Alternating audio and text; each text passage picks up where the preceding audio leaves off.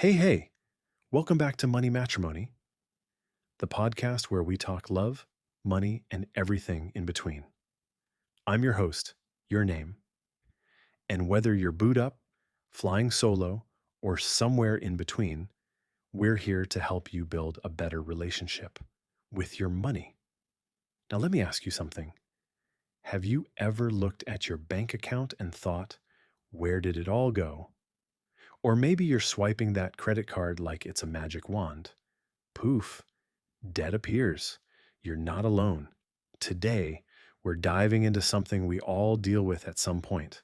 Bad money habits. You know the ones. Impulsive spending, ignoring your budget, living paycheck to paycheck even when you don't have to. But here's the good news. Just like any toxic relationship, you can break up with those habits and start fresh. In this episode, we'll explore the most common bad money habits and how to spot them. Why we fall into these patterns. Hint, it's not always your fault. So grab your coffee, your notebook, or just keep us playing while you're on that target run you maybe didn't plan for. And let's talk about breaking those bad money habits once and for all. Ever get that Friday feeling when your paycheck lands? You know, that brief moment of, financial freedom. Yeah, that feeling's great. But then maybe a couple of weeks later, you're looking at your account and just wondering, where did it all go? Working hard, right? Putting in the hours. But that feeling of, actually getting ahead financially just seems, out of reach sometimes. That's a frustration I hear a lot, definitely. And, often it really boils down to ingrained habits. Habits. Yeah, those little financial decisions we make almost automatically, kind of without really thinking about their long-term impact. And today, we're diving deep into exactly that, these common money habits that can really act like a drag on your wealth-building efforts. Right. We're drawing specifically from the insights in a great video. We're calling it Money Matrimony. Money Matrimony. Okay, I like that. And yeah, this video, it brilliantly unpacks these financial, traps, I guess. Traps is a good word for them. That so many of us just stumble into, maybe without even realizing they're holding us back. Exactly. So our mission today is to explore these traps, figure out why they're so powerful, and, most importantly, how to break free. Yeah, how you can actually break free from them and, increase your odds of building some real wealth. And what's interesting about Money Matrimony is it doesn't focus on super complex investment strategies or anything like that. Get-rich-quick stuff. Right. It zeroes in on these everyday behaviors, almost like tiny leaks in your financial foundation. Leaks? Okay. And addressing these habits, these leaks, can have a surprisingly significant impact over time. And that's exactly what we want to help you do. Find those leaks and plug them up. Think of this as your personal guide to understanding these key financial missteps. Right. We want to offer clarity, some actionable steps without overwhelming you with info. Right. Money Matrimony uses this great analogy too, the financial bucket. Yeah, the bucket analogy. Your income flows in, but these bad habits, they're like holes, just draining your money away. Constantly draining. So let's get started on patching those holes, shall we? The first one Money Matrimony tackles is paying yourself last. Okay, let's unpack that. What does that usually look like? It's a really, really common scenario. Payday hits, right? Yep. And the immediate focus is, okay, got to pay the bills, mortgage or rent, car payment, utilities, credit cards, the essentials. The obligations first. Then you factor in your, let's say, discretionary spending, eating out, entertainment, maybe some shopping. The fun stuff. Yeah. And saving. If it happens at all, it's usually just whatever's left over, the residual amount at the month's end. Right. So saving becomes this optional extra, the thing you'll, get to if there's anything left. Exactly. And as Money Matrimony points out, the consequence is pretty clear. Saving just becomes this perpetually delayed, maybe next month thing that rarely turns into a consistent practice. It just doesn't happen reliably. So the fundamental shift we need here. What is it? It's this principle of pay yourself first. Money Matrimony really emphasizes reversing that whole order. Completely flip it. Yeah. The moment your income arrives, before you even think about those other bills, you allocate a fixed percentage. Okay. The video suggests maybe 10%, but, you adjust it to your situation. Sure. And send it directly to your savings or investment accounts. And making that automatic. Yeah. That seems like a really key part of making it actually stick, right? Like taking the decision out of it. Oh, absolutely. Automation is huge here. Yeah. By setting up an automatic transfer right after payday, saving becomes, well, non-negotiable. Like any other bill. Just like paying any other essential bill. Money Matrimony frames it perfectly. Think of that savings contribution as a bill you owe to your future self. Ooh, I like that. A bill to future me. And arguably, it's the most crucial one for building that long-term financial security. Yeah. What's interesting psychologically, too, is we often prioritize, like, immediate, tangible needs over our future self. Future use feels kind of abstract, distant. Total. So paying yourself first is a way to counteract that natural bias. That reframing is powerful. Yeah. Treating your future self as your most important creditor. Okay, habit number 2 from Money Matrimony. Buy now, pay later. BNPL. Yes, BNPL. It's got that instant appeal, doesn't it? Get what you want now without that immediate dent in the bank account. It definitely taps right into that desire for instant gratification. Yeah. Super easy to get that new gadget, those clothes, whatever it is, without parting with the full amount right away. But there's always a but. There is. Money Matrimony strongly advises against using these services, especially for non-essential purchases. Right. It draws a really clear line between this kind of consumer debt and, say, more necessary borrowing, like getting a mortgage for a home. I have to admit, the convenience of BNPL, especially for smaller things online, it can be really tempting. Are the downsides really that bad? Well, think about what you're often buying with it. We're generally not talking about financing a necessary big-ticket item here. No, it's usually smaller stuff. Impulse buys sometimes. Exactly. Things that often don't hold much value long-term. And Money Matrimony is pretty direct about how these companies, you know, the Klarnas, the Afterpays, how they actually make their money. It's not exactly charity work, is it? Not at all. Money Matrimony really underscores that these are businesses. Their profitability hinges, at least in part, on consumers. Well, not managing these payments perfectly. Wow. They make it incredibly easy to get things you might not truly be able to afford right now, knowing that a chunk of their revenue comes from missed payments. And the interest rates. And those often exorbitant interest rates. Money Matrimony mentions rates potentially hitting 30%, plus those easily overlooked late payment fees. Ouch. 30% plus fees. Okay. Okay, that definitely takes the shine off the convenience factor. It really does. So the strategy to get out of this habit seems pretty straightforward then. It is, relatively speaking. Stick to debit cards or good old-fashioned cash for those discretionary purchases. Use money you actually have. Precisely. Yeah. Using your own available funds gives you that immediate sense of control and completely eliminates the risk of those punishing interest charges and fees. It's about fostering a stronger connection between spending and the money actually leaving your account. Makes sense. All right, moving on. Habit number 3, living beyond your means. This feels like a really common pitfall, especially, as your income goes up. It really is. Money Matrimony uses the example of, say, being able to afford a more expensive car when you're in your 30s. What's the core issue here? The crucial distinction Money Matrimony makes, and it's a big one, is between what your paycheck allows you to buy. What you can afford the payment on. Right, versus what you actually need.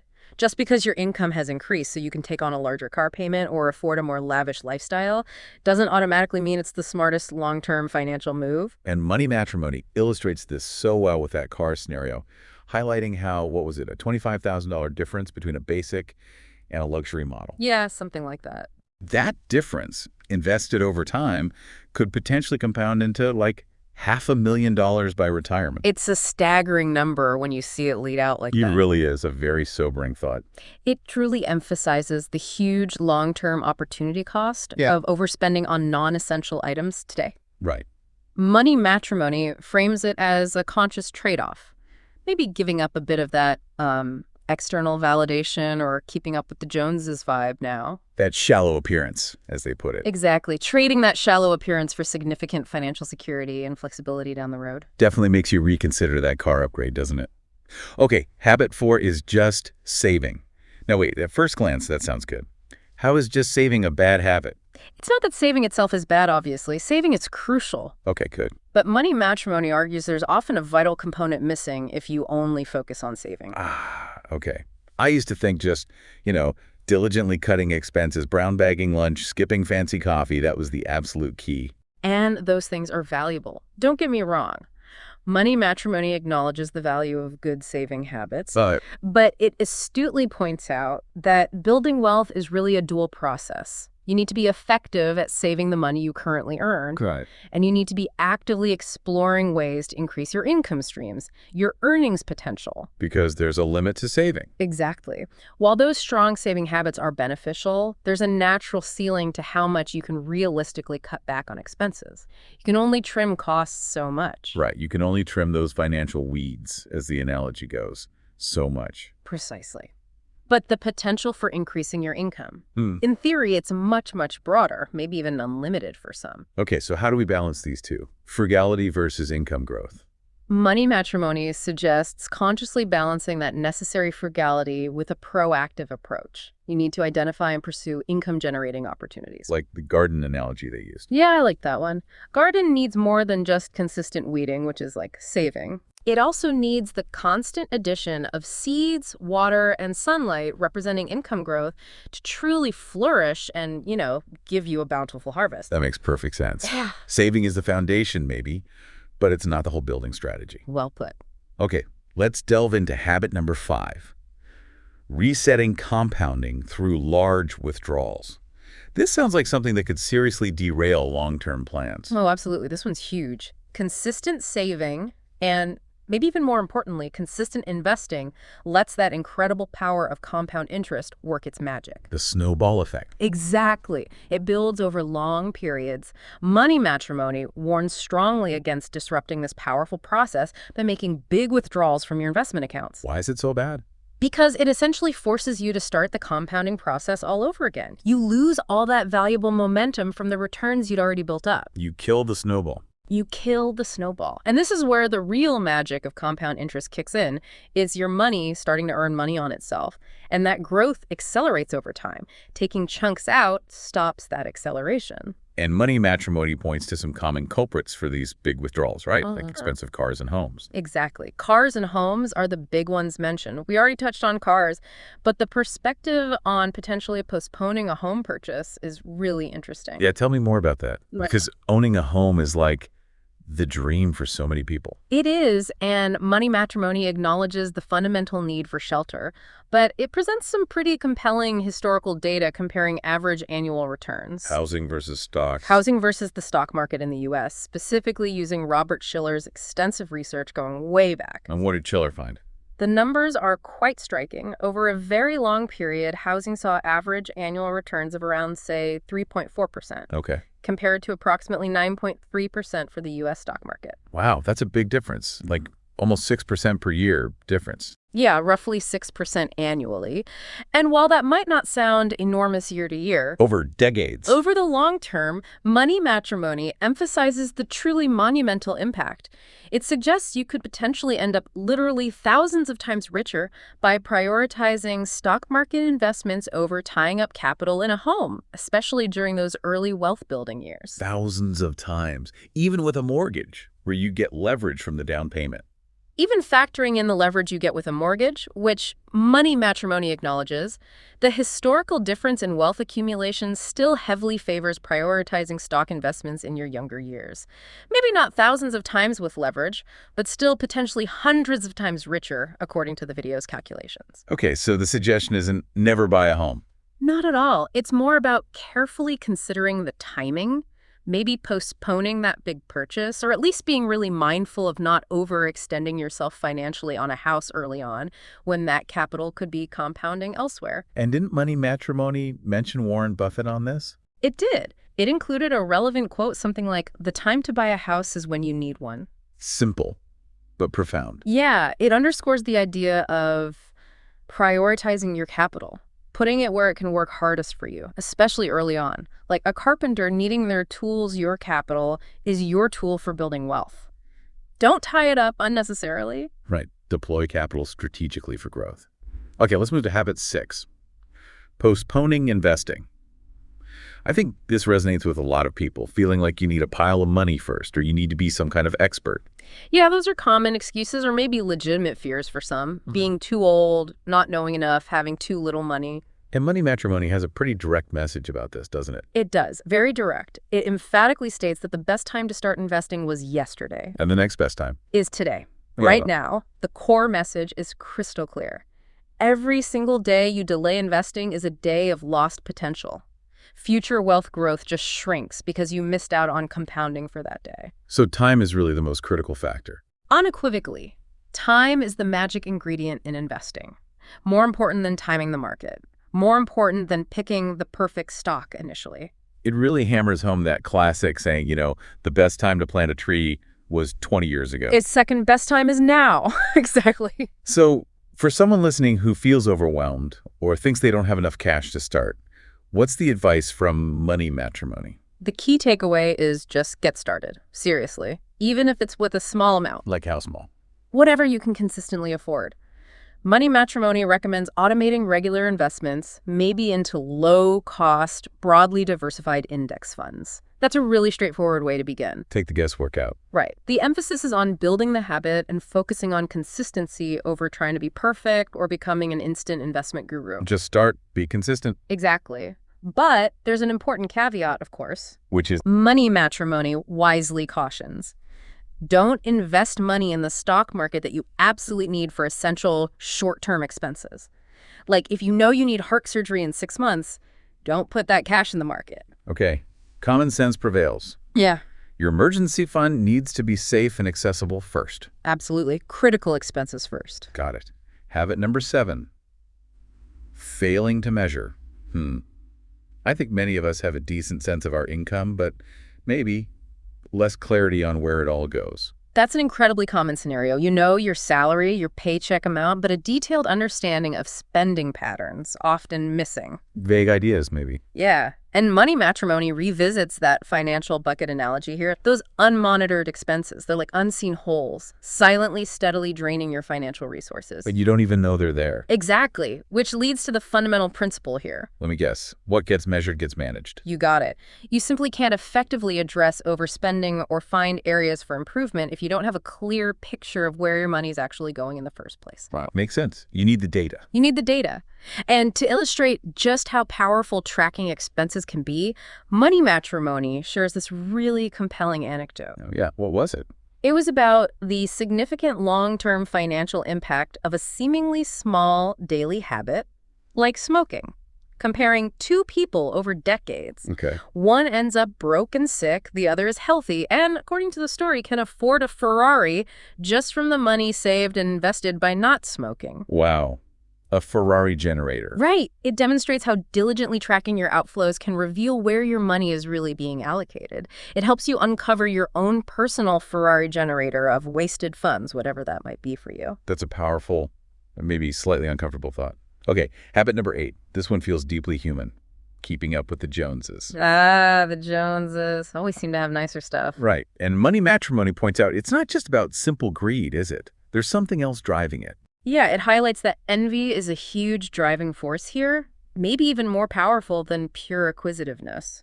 It references insights from Charlie Munger on this. Envy. Okay. It's that constant social comparison. You see others with their seemingly more lavish lifestyles, their fancy vacations on Instagram, their brand new cars. And suddenly your perfectly good car feels old. Exactly. It breeds that feeling of inadequacy with our own possessions, even if we were totally fine with them 5 minutes before seeing someone else's upgrade. It's funny, isn't it? You never see people bragging about their fully funded retirement accounts on social media. Huh. No, it's always the flashy stuff, the immediate consumption. It feels like a relentless cycle too, doesn't it? Yeah. You get the thing you thought you wanted, only to see someone else has something newer, better. And the chase continues. It's a treadmill. And Money Matrimony emphasizes the very real cost of this constant comparison game. What's the cost beyond just the money spent? Well, beyond the obvious financial strain of trying to keep pace, which directly hurts your savings, Yeah. Money Matrimony points out that breaking free from this comparative mindset is actually a true win-win. How so?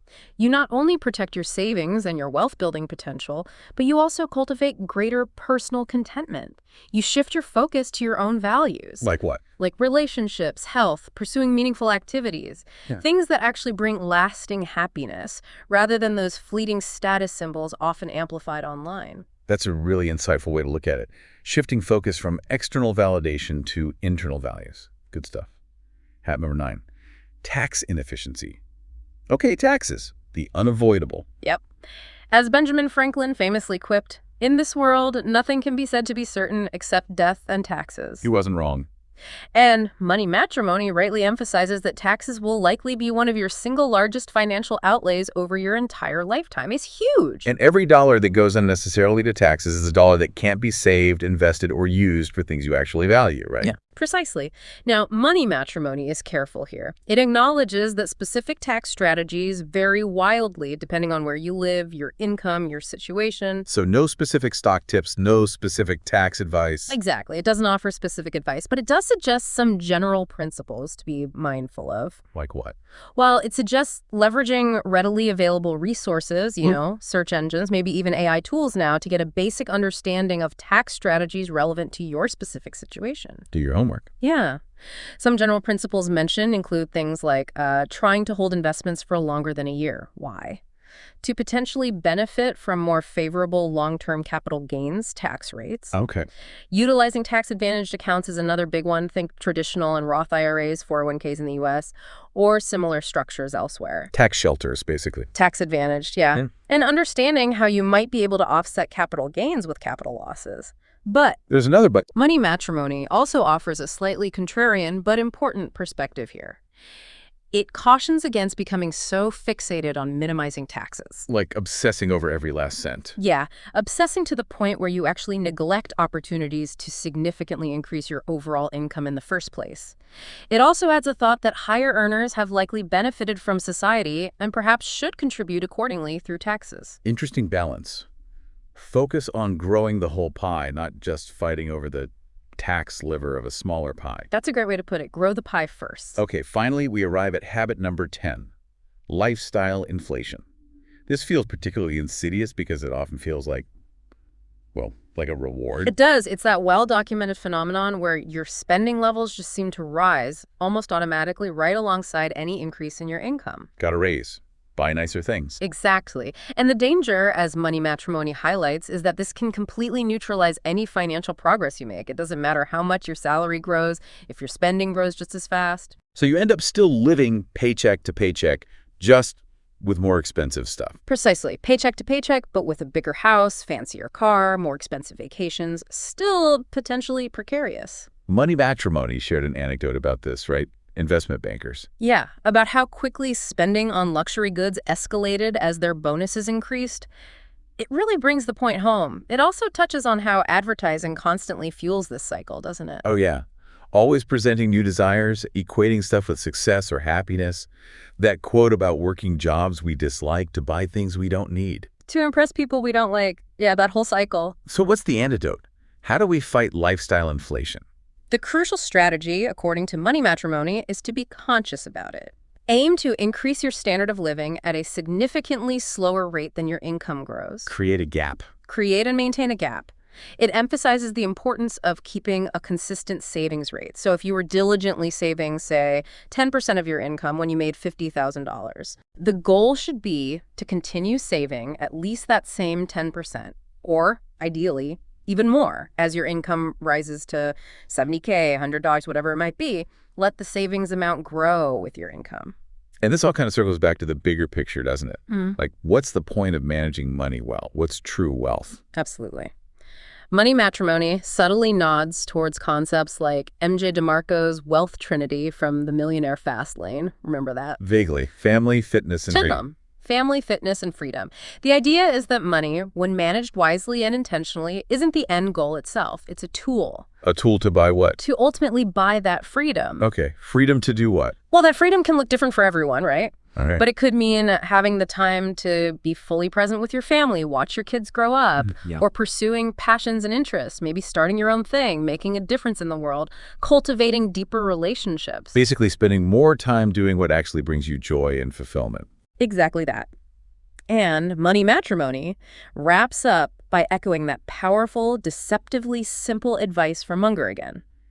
Take a simple idea and take it seriously. These habits seem like simple ideas, but taking them seriously, that's the challenge. That's where the real work lies. Okay, so just to quickly recap then. Drawing from all these valuable insights in Money Matrimony, we've looked at 10 common habits that can really hold you back financially. Yeah, let's list them off again quickly. Paying yourself last. Falling into the buy now, pay later trap. Living beyond your means. Focusing only on saving, forgetting income growth. Resetting that precious compounding with big withdrawals. Putting off investing, thinking you're not ready. Failing to actually measure where your money goes. Getting caught in that keeping up with the Joneses cycle. Not being mindful of tax efficiency. And that sneaky lifestyle inflation creep. Phew. That's quite a list. It is. And the central message from Money Matrimony, and really what we hope you take away today, is that consciously addressing these things, avoiding these seemingly minor everyday financial decisions, it's absolutely paramount. If you're serious about building long-term security. And achieving genuine financial independence, it starts here. So for you listening right now, maybe just take a moment. Be honest with yourself. Which of these 10 habits, maybe more than one, might be subtly influencing your financial journey? Yeah, a little self-reflection. And maybe think, what's just one small, concrete step you could commit to taking, like today or tomorrow, to start shifting that habit? Just one thing. And really consider the cumulative effect. Think about these seemingly tiny daily choices adding up over years, over your whole life. What kind of future financial landscape could you actually build by intentionally adjusting even just one of these habits, starting now? That's a powerful thought. And remember, this really insightful deep dive was based on the video 10 Money Habits Keeping You Poor, which we've been calling Money Matrimony. That's right. If you found this discussion valuable, we definitely encourage you to seek out the full video. It goes into even more depth on these critical concepts. Absolutely worth a watch. Ultimately, taking control of your financial future, it's genuinely within your reach. You can do it. It really begins with awareness. Hopefully, we've helped with that today. And then it's about consistent, intentional action. You have the power to break free from these common pitfalls. And build the financial freedom and security you deserve. If today's episode gave you a new perspective on your money journey, hit that subscribe button and join the Money Matrimony family. We're here every week, helping you map your money, master your mindset, and move from struggle